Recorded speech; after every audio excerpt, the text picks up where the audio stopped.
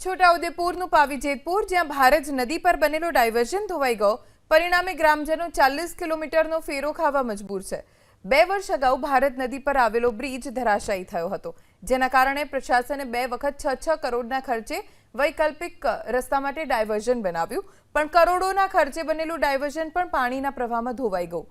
ત્યારબાદ પ્રશાસન તરફથી નવું ડાયવર્ઝન ન બનાવાતા ગ્રામજનોએ 2 દિવસ પહેલા સ્વખર્ચે ડાયવર્ઝન બનાવ્યું, પરંતુ સુખી ડેમમાંથી પાણી છોડાતા આ ડાયવર્ઝન પણ પાણીના પ્રવાહમાં ધોવાઈ જતા લોકો મુશ્કેલીમાં મુકાયા। નદી પાર કરવા હવે કોઈ રસ્તો નથી, ના છૂટકે 40 કિલોમીટરનો ફેરો ખાવો પડે છે। ગામના લોકોની માંગ છે કે વહેલી તકે ડાયવર્ઝન બનાવવામાં આવે।